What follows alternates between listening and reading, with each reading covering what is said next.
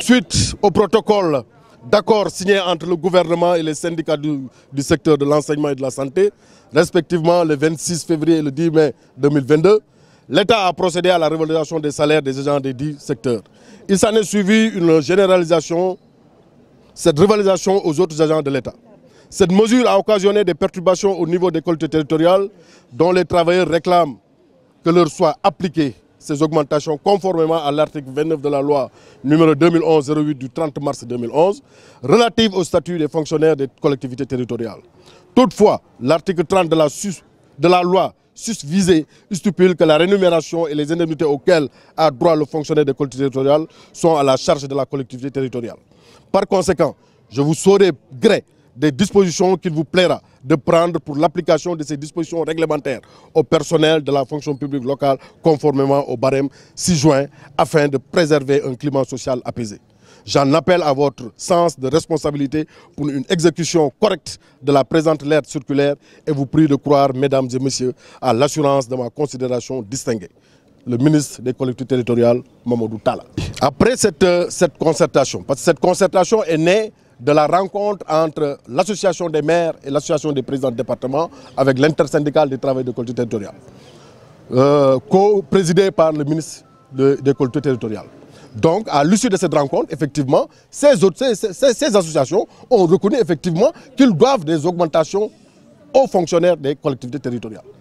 C'est à l'issue de cette rencontre, maintenant, qu'effectivement, qu'ils ont mis en place un circulaire que le président, en rapport avec le ministre des collectivités territoriales, ont sorti une lettre circulaire pour montrer à tous les maires et à tous les présidents de département qu'ils doivent s'acquitter de ces augmentations. À Ziguinchor, ils n'ont pas respecté.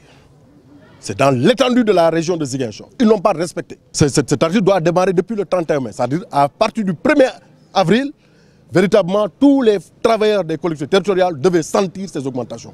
Parce qu'il n'y a pas une seule collectivité locale qui n'a pas reçu ces lettres circulaires et ce barème de paiement. Nous ne disons rien d'autre que ça, que l'application véritablement de ces accords. Sans quoi, mais on va continuer à nous battre jusqu'au jour où on va l'appliquer. Dans la mesure où d'autres collègues, d'autres camarades qui sont dans d'autres circonstances ont été payés. Nous avons un plan d'action. Aujourd'hui, c'est un sitting jusqu'à 11 h. Et nous allons regagner nos bureaux. Mais demain, nous allons effectivement travailler avec les brassards rouges et les trucs jusqu'à 10 h. On va observer un débrayage à partir de demain à 10 h. Jusqu'au lendemain. L'interpellation, c'est au niveau des autorités qui ont aujourd'hui la clé. Parce que c'est eux qui ont la clé. C'est eux qui doivent ordonner. C'est eux qui doivent donner l'autorisation aux comptables pour effectivement que ces applications, que ces augmentations puissent se faire. Donc nous avons eu beaucoup de rencontres avec eux. Mais nous avons vu véritablement que c'est un délatoire qui se fait. Donc compte tenu de ça, nous disons non. Nous ne quémandons pas, mais nous réclamons ce qui nous appartient.